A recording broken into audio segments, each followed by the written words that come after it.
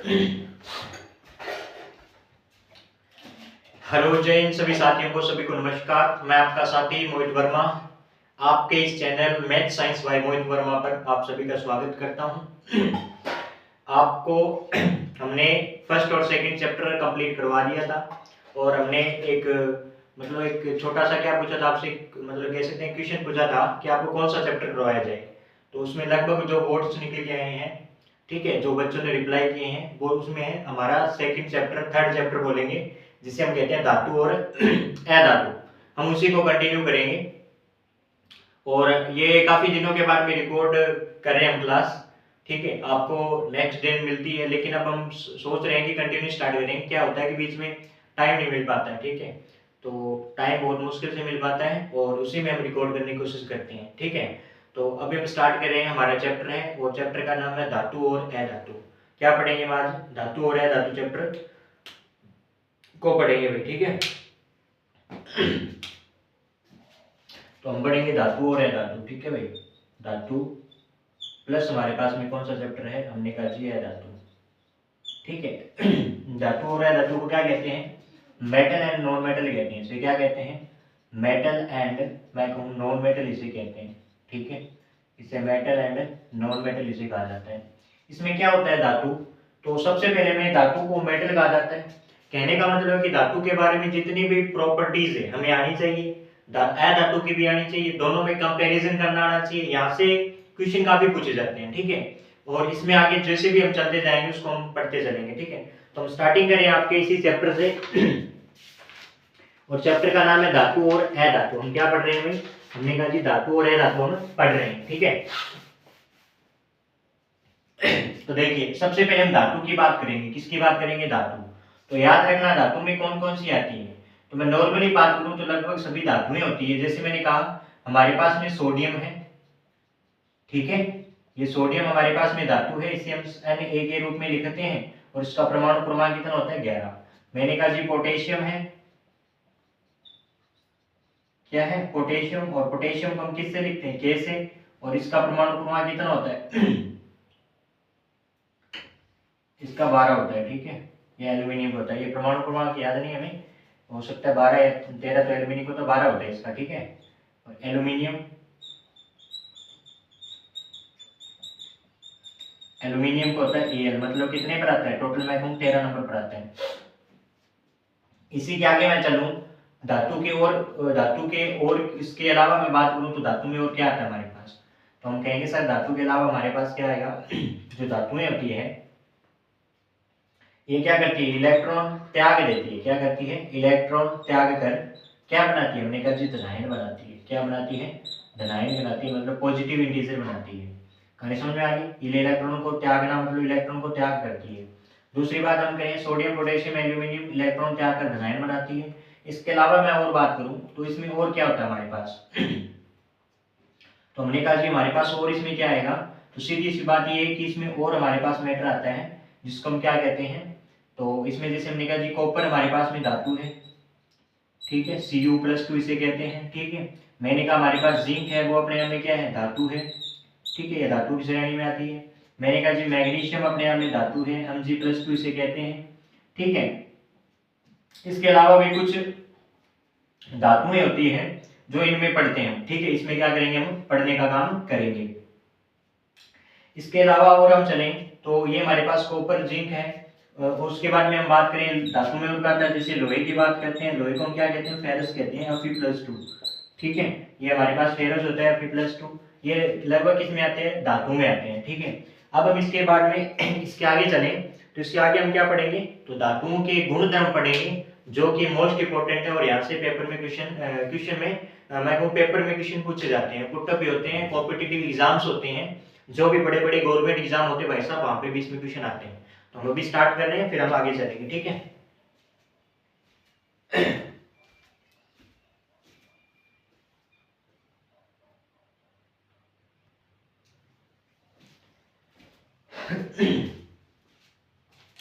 चलिए हम धातुओं की क्या बात करते हैं? हम धातुओं के वो गुणधर्म की बात करते हैं। किन की बात करते हैं? तो हम कहेंगे सर धातुओं के गुणधर्म। हम क्या पढ़ेंगे? धातुओं के गुणधर्म पढ़ेंगे, ठीक है। और धातुओं के गुणधर्म क्या होते हैं, जैसे पहला इसमें क्या पाया जाता है, धात्विक चमक। तो पहला जो पॉइंट पाया जाता है उसे हम क्या कहेंगे, धात्विक चमक कहेंगे।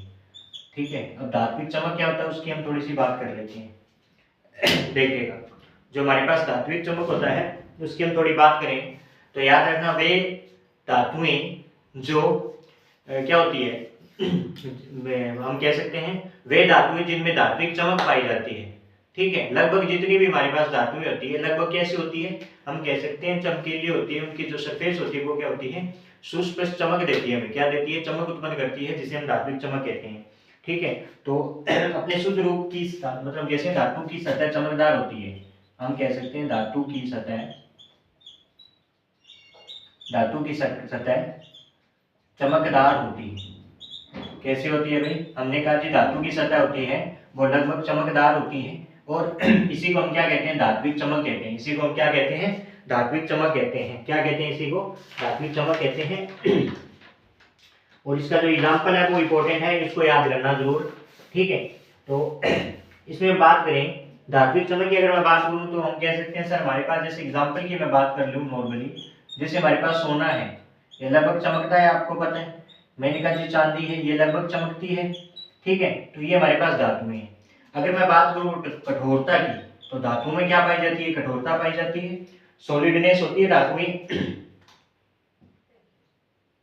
ठीक है, सेकंड पॉइंट की बात करूं तो धातु कैसी होती है भाई, कठोरता पाई जाती है धातु में। क्या पाई जाती है, कठोरता। ठीक है, कठोरता का क्या मतलब है, धातु में सॉलिडनेस पाई जाती है। कहने का मतलब है कि सभी धातुएं लगभग कैसी होती है, कठोर होती है। सभी धातुएं कठोर होती है। सभी धातुएं कैसी होती है भाई, हमने कहा जी सर कठोर होती है। कैसी होती है, कठोर होती है। सभी धातुएं कैसी होती है, कठोर होती है। उसके अलावा मैं बात करूं तो इसमें एक 3 नंबर पॉइंट पाया जाता है, अघात वर्ध्यता। अघात वर्ध्यता। अघात वर्ध्यता क्या होता है, इसकी हम थोड़ी सी बात करें तो ये धातुओं का गुणधर्म है। याद रखना, अघात वर्ध्यता क्या होता है, जब भी किसी धातु को, मैं कह सकता हूं धातु को पीट पीट कर पतली चदर के रूप में बदला जा सकता है। जब धातुओं को पीट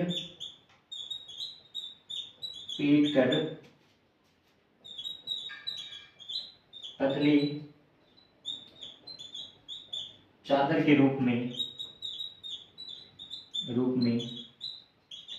बदला जा सकता है, उसे अघात वर्ध्यता कहते हैं। उसे अघात वर्ध्यता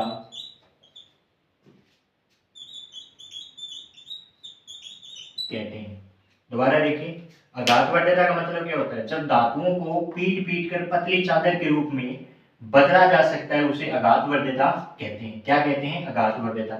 आपको पता भी, कोई भी हमारे पास लोहे की चीज है, अगर उसको अधिक दबाव से हम पीटेंगे बार बार, तो वो एक टाइम ऐसा आएगा कि जो हमारे पास कोई भी अगर गोलाकार है ना चीज, तो वो भी क्या बन जाएगी, एक अपनी पतली चादर के जैसी सरफेस बन जाएगी। तो उसे क्या बोलते हैं, इस पॉइंट को कहते हैं अघात वर्ध्यता। क्या कहते हैं भाई, अघात वर्ध्यता। याद रखना, ये पेपर में आ सकता है। ठीक है, उसके आगे हम बात करें तो एक गुण और पाया जाता है इसमें, जिसे हम क्या कहते हैं, तन्यता कहते हैं। क्या कहते हैं भाई, तन्यता। तो हम 4 नंबर पॉइंट क्या लगा के लिखेंगे, तन्यता।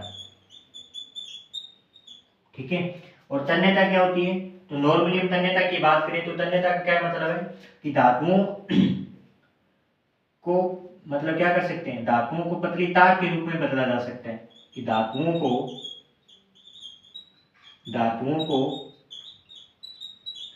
पतली तार के रूप में बदला जा सकता है। पतली तार के रूप में बदला जा सकता है। इस गुण को तन्यता कहते हैं। इस गुण को क्या कहते हैं भाई, तन्यता कहते हैं।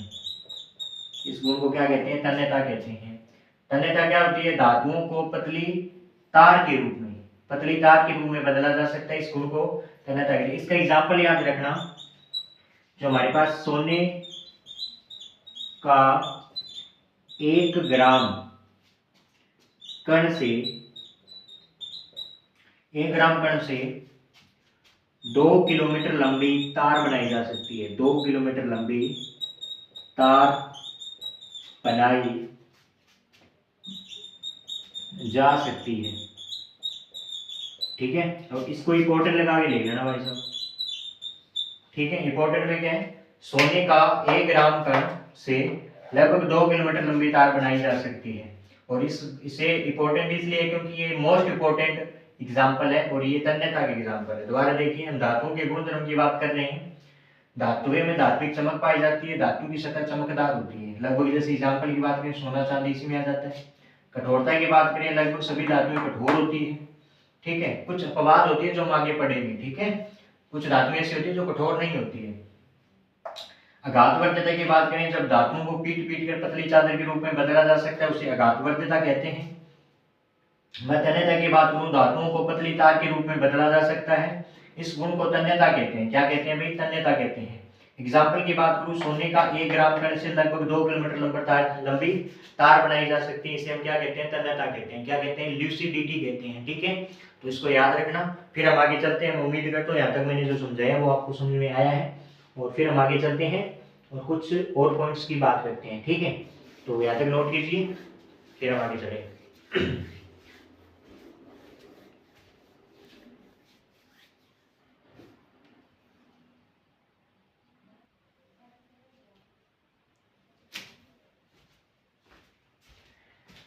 चलिए, हम धातुओं के गुणधर्म की आगे थोड़ी बात करें तो आगे हम क्या पढ़ेंगे, धातुओं के कुछ और पॉइंट्स पढ़ेंगे। तो याद रखना, धातु होती है वो ऊष्मा के सुचालक होती है। क्या होती है, धातु ऊष्मा के सुचालक होती है तथा इनका गलनांक बहुत अधिक होता है। ध्यान रखना, जो हमारे पास धातुएं होती है, ठीक है, तो धातुएं ऊष्मा की सुचालक होती है। ऊष्मा की क्या होती है भाई, सुचालक होती है। धातुएं ऊष्मा की सुचालक होती है तथा धातुएं ऊष्मा की सुचालक होती है तथा ये क्या होती है, धातुएं ऊष्मा की सुचालक होती है तथा इनका गलनांक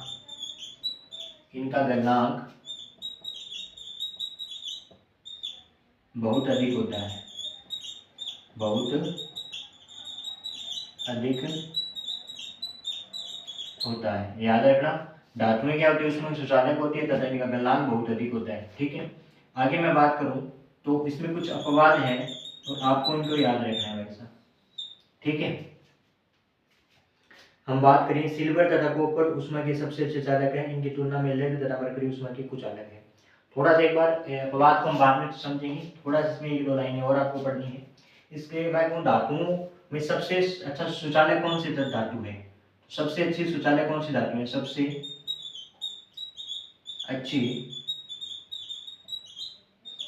अच्छी ऊष्मा की सुचालक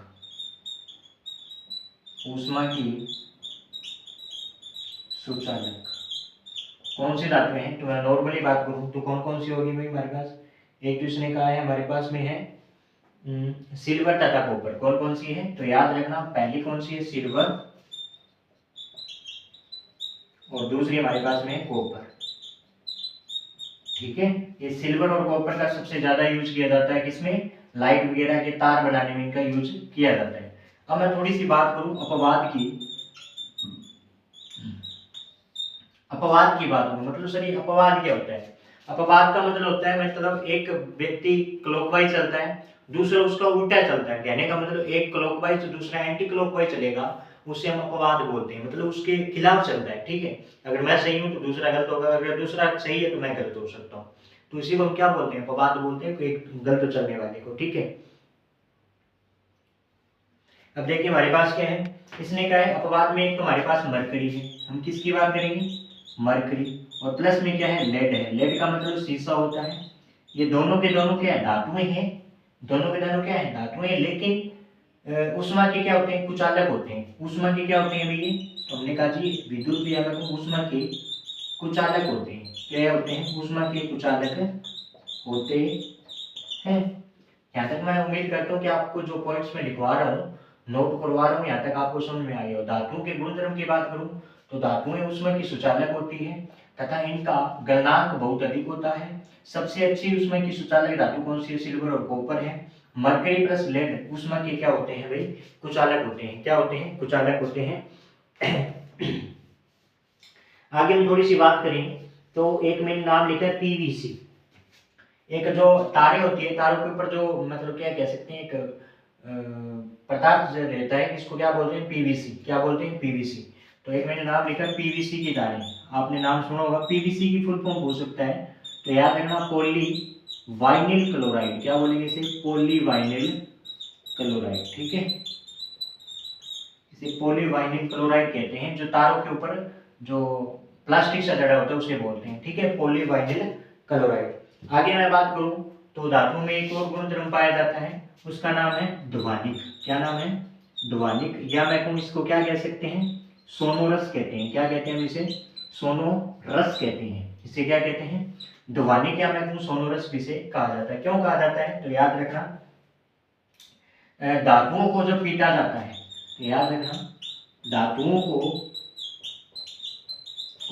जब पीटा जाता है, जब पीटा जाता है, धातुओं को जब पीटा जाता है तो वह आवाज उत्पन्न करती है।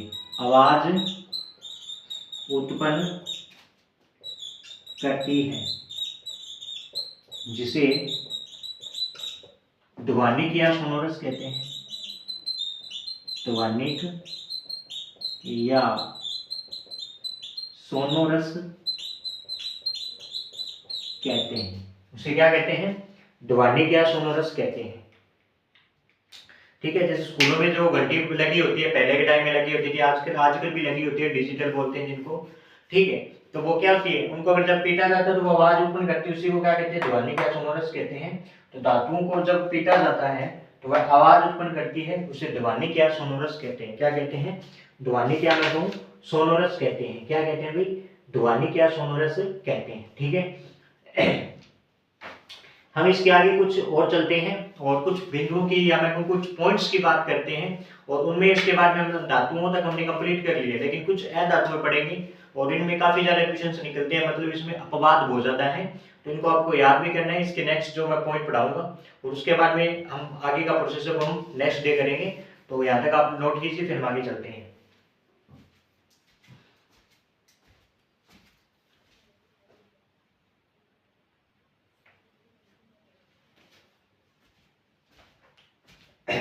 चलिए हम आगे बात करते हैं, आगे के बिंदु मैं पॉइंट्स पे बात करेंगे, जिसमें हम अधातु पढ़ेंगे। क्या पढ़ेंगे भाई? अधातु।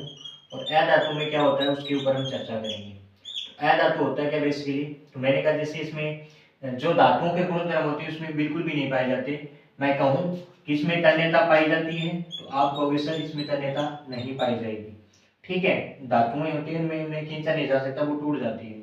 मैं कहूँ इनमें कठोरता पाई जाती है, तो आप कहोगे सर इनमें कठोरता नहीं पाई जाएगी। मैं कहूँ इनमें धात्विक चमक पाई जाती है, तो आप कहोगे सर इनमें धात्विक चमक नहीं पाई जाती। मैं कहूँ इनमें घातवर्ध्यता पाई जाती है, तो आप कहोगे सर इनमें घातवर्ध्यता नहीं पाई जाती। ठीक है, तो इनमें लगभग बिंदु नहीं पाए जाते हैं ये वाले। मैं बात करूं जो हमारे पास नॉन मेटल है, मैं अधातु की बात करूं जिसमें सल्फर आता है हमारे पास। ठीक है, सल्फर की बात करूं तो आयोडीन आता है। आयोडीन के बारे में बात करूं तो कुछ और बिंदु भी हमारे पास आ सकते हैं, जिससे मैं बात करूं एलिमेंट कुछ और भी होते हैं। आयोडीन हाइड्रोजन हो गया हमारे पास। ठीक है, हाइड्रोजन के अलावा मैं बात करूं और ठीक है कुछ गैसेज होती हैं, लगभग इसमें आती है अधातु में आती है। किन में आती है? अधातु में। वो लगभग प्रोसेस है वो किस में आ जाएगा? तो हमने कहा जी अधातु में आ जाएगा। किस में आ जाएगा? अधातु में। हम थोड़ा सा आगे चले तो इसमें कुछ और पॉइंट्स हैं उनको पढ़ेंगे। ठीक है, उनको हम पढ़ने की पूरी कोशिश करेंगे भी। ठीक है भाई, आगे देखिए अधातु गुणधर्म हम पढ़ते हैं, तो इसमें जो इंपॉर्टेंट चीजें हम आपको वही करवाएंगे, फालतू मैटर नहीं करवाएंगे। तो याद रखना मरकरी को छोड़कर सारी धातुएं कमरे के ताप पर ठोस अवस्था में पाई जाती है। ठीक है, पहला पॉइंट आपको नोट करके लिखना है। ये जो पॉइंट लिखवा रहा हूँ भाई साहब मोस्ट इंपोर्टेंट है, तो याद रखना पहला पॉइंट मरकरी को छोड़कर, मरकरी मतलब Hg को छोड़कर, मरकरी को छोड़कर सभी धातुएं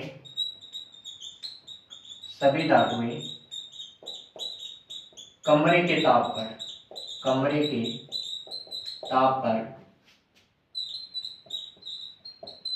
ठोस अवस्था में पाई जाती है, ठोस अवस्था में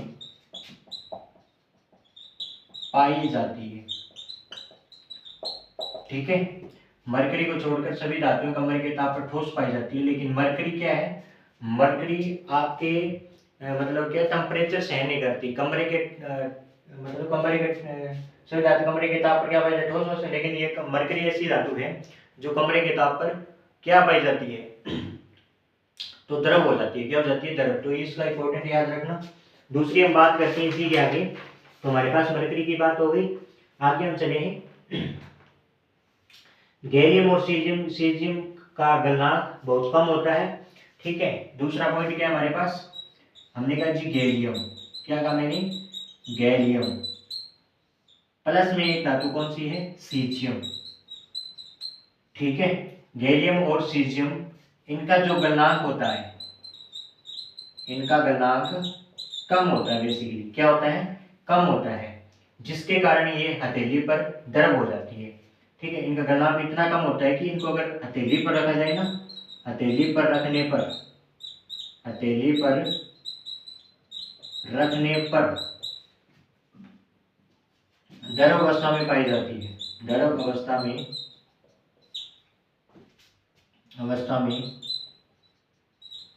पाई जाती है। कैसे पाई जाती है, द्रव अवस्था में पाई जाती है, तो याद रखना इनको। आगे हम बात करें आयोडीन अधातु होते हुए भी चमकीला है। आयोडीन किसमें पढ़ाया था मैंने कहा सर ये आयोडीन है ना, वो क्या है, अधातु है, लेकिन आयोडीन अधातु होते हुए भी क्या है, चमकीला है। तो इस पॉइंट को भी लिखना, आयोडीन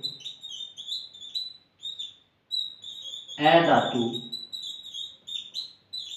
होते हुए भी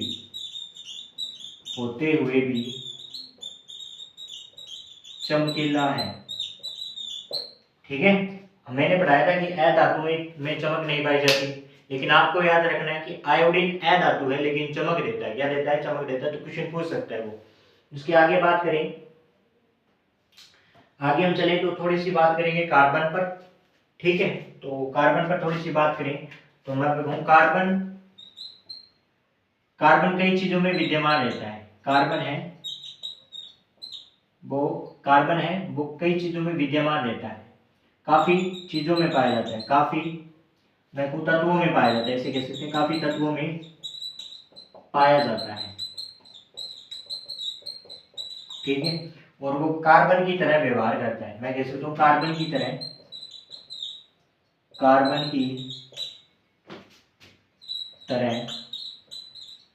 व्यवहार कर सकता है, जिसे अपर रूप कहा जाता है, जिसे अपर रूप कहा जाता है। किसका अपर रूप कहा जाता है, कार्बन का अपर रूप। तो उम्मीद करता हूँ कि यहाँ तक आपने नोट किया है, इसे आगे कंटिन्यू नोट करें, फिर हम आगे चलेंगे। ठीक है, फिर हम इस चैप्टर को क्लोज करेंगे। क्लास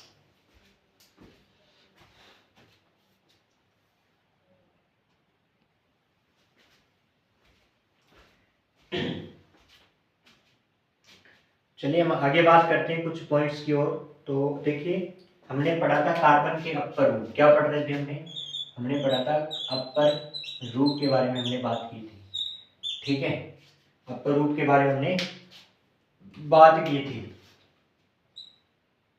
तो ये अपर रूप क्या होते हैं, जैसे कार्बन का अपर रूप है, कहने का मतलब है कि इनमें कार्बन के जैसे व्यवहार करते हैं। तो मैंने कहा जी हीरा हमारे पास है, हीरा क्या होता है, सबसे कठोर होता है। हीरा सबसे कठोर धातु है, कठोर अधातु है। मतलब कार्बन किस में आता है, अधातु में आता है, लेकिन हीरा क्या सबसे कठोर है, मतलब ये धातुओं का गुण रखता है कहीं ना कहीं। हीरा सबसे कठोर धातु है। ठीक है, एवं इसका गलनांक क्वथनांक बहुत अधिक होता है। हम कह सकते हैं हीरा सबसे कठोर है, और कठोर क्यों है, क्योंकि इसका गलनांक प्लस में बात करूं क्वथनांक बहुत अधिक है, बहुत अधिक है। इसका गलनांक और क्वथनांक क्या है, बहुत अधिक है। ठीक है, हीरा सबसे कठोर धातु है, इनका गलनांक और क्वोथनांक क्या होता है, हाईएस्ट पॉइंट पर होता है, मैक्सिमम होता है, ठीक है। उसके बाद में बात करें एवरेज का गलनांक, कार्बन का एक अन्य रूप क्या है, ग्रेफाइट है, तो ग्रेफाइट से क्वेश्चन पूछ सकता है वो। इसका एक और रूप है, एक तो ये है और एक हमारे पास में क्या है, ग्रेफाइट। हम क्या पढ़ेंगे भाई, ग्रेफाइट। तो ग्रेफाइट की मैं थोड़ी सी बात करूं तो ग्रेफाइट क्या होता है, तो याद रखना ये क्या होता है, विद्युत का सुचालक होता है। सबसे इंपॉर्टेंट बात लिख रहा हूं, विद्युत का सुचालक होता है, सुचालक होता है। क्यों, क्योंकि इसमें एक मुक्त इलेक्ट्रॉन पाया जाता है। क्यों पाया जाता है, क्योंकि इसमें मुक्त इलेक्ट्रॉन पाया जाता है, मुक्त इलेक्ट्रॉन पाया जाता है। इसमें क्या पाया जाता है भाई, एक मुक्त इलेक्ट्रॉन पाया जाता है, इसलिए ग्रेफाइट विद्युत का सुचालक है। लेकिन होता है ये क्या है, अधातुओं में आता है, तो इसको भी याद रखना, ये भी कार्बन का क्या है, एक अपर रूप है। क्या है भाई, अपर रूप है। अब हम कुछ बात करते हैं क्षारीय धातुओं की। किन की बात करते हैं भाई, क्षारीय धातुओं की। अब आपको सर ये कौन सी है, हमने कहा जी क्षारीय धातु पढ़ेंगे। क्या पढ़ेंगे, क्षारीय धातु। क्षारीय धातु कौन सी होती है, तो याद रखना सोडियम, पोटेशियम और हमारे पास में लिथियम, ठीक है। तीन धातुओं का नाम याद रखना, सोडियम, ठीक है, उसके बाद में है पोटेशियम, और मैं बात करूं लिथियम। सोडियम, पोटेशियम और लिथियम, सोडियम, पोटेशियम और लिथियम, ये हमारे पास क्या है, तीन धातुएं हैं जिनको चाकू से आसानी से काटा जा सकता है। इनको क्या किया जा सकता है भाई, चाकू से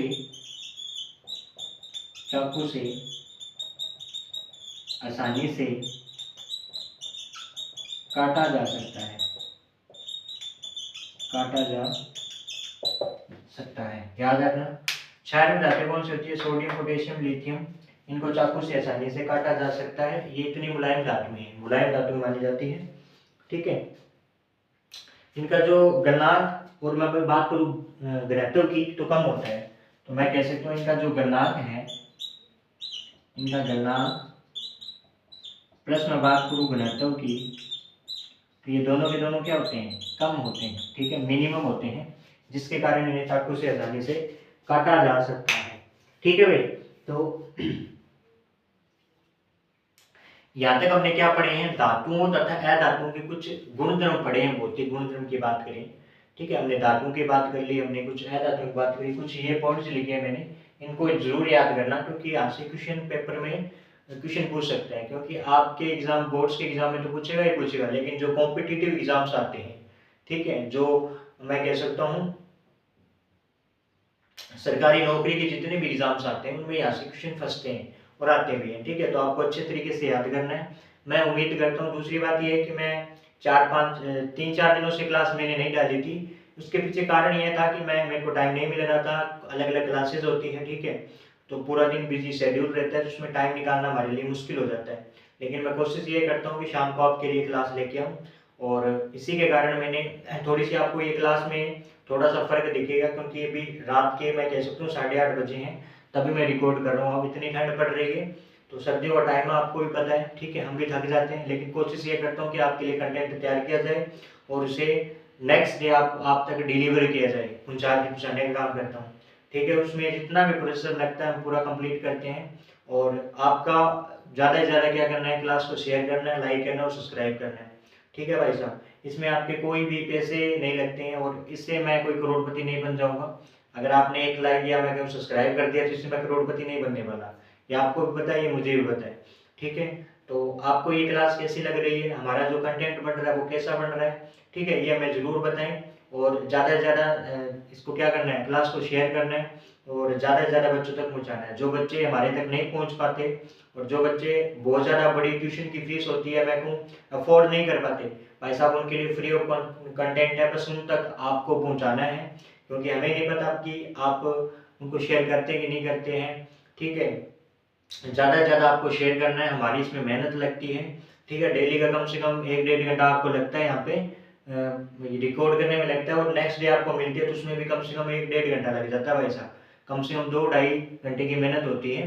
तो ऐसे आप हमारी इवेंट को खराब ना करें और ज़्यादा से ज़्यादा शेयर करें। दूसरी बात, जो भी आसपास के टीचर आपको पढ़ा रहे हैं, चाहे हमसे अच्छे पढ़ा रहे हो चाहे हम उनसे बुरे पढ़ाते हों, ठीक है, वो अपना एक सिस्टम है, ठीक है। कोई भी टीचर हमारे बारे में मतलब क्या बोलता है, फालतू वगैरह बोलता है, तो उनको बोलने दीजिए, क्या फर्क पड़ता है, ठीक है। तो उनका काम है कहना, हमारा काम है करना, तो वो कहते रहेंगे, हम करते चले जाएंगे, ठीक है। तो भाई साहब क्या होता है कि जो जितना किसी आदमी को नीचा दिखाता है ना, वो आदमी उससे उतना ही बड़ा होता रहता है। मतलब जो मतलब कहते हैं कि चमकेगा भाई जो घिसेगा, ठीक है। जो सबसे ज्यादा घिसता है ना, वो भी सबसे ज्यादा चमकता है।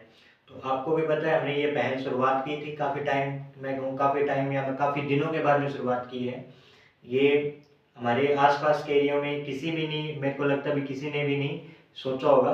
कुछ हो गए बड़े टीचर्स, मैं जानता भी उनको और पर्सनली भी जानता हूँ, तो उन्होंने शुरुआत की और आज अच्छे बढ़िया मतलब अच्छे बच्चों को पढ़ा रहे हैं। वो तो बड़े स्कूल के प्रिंसिपल वगैरह हैं, गवर्नमेंट स्कूल के, ठीक है। तो हमारी ये सोच ऐसी नहीं है, हमने शुरुआत ही आपके लिए की है। अगर आपका कोई भी डाउट होता है तो हम तक मैसेज करें, कमेंट सेक्शन में ज़रूर कमेंट करें। सेकंड बात, हमारा जो टेलीग्राम का लिंक है वो आपके डिस्क्रिप्शन में है, वहाँ पे जाके आप हमें ज्वाइन कर सकते हैं। वो भी कोई हम कह सकते हैं कोई रिजल्ट हो गया, कोई पीडीएफ हो गई, कोई इंपॉर्टेंट क्वेश्चंस हो गए, तो हम वहाँ पे शेयर करते हैं, ठीक है। आप हमें इंस्टाग्राम पे फॉलो कर सकते हैं और इंस्टाग्राम की आईडी है वो है मैथ साइंस बाय मोहित वर्मा, ठीक है। आप ऐसा कुछ करके डालोगे तो आपको हम वहाँ पे हमारी जो आईडी है वहाँ पे आप हमें फॉलो कर सकते हैं अगर आपकी इच्छा है तो, ठीक है। बाकी फेसबुक पेज भी है हमारा मैथ साइंस बाय मोहित वर्मा और टेलीग्राम भी है मैथ साइंस बाय मोहित वर्मा, तो आप किसी पर भी जाके हमें सर्च करें और ज्वाइन कर लें, ठीक है। तो जय हिंद जय भारत, मिलते हैं अगली वीडियो में, तब तक के लिए पढ़ते रहें, मुस्कुराते रहें। जय हिंद जय भारत।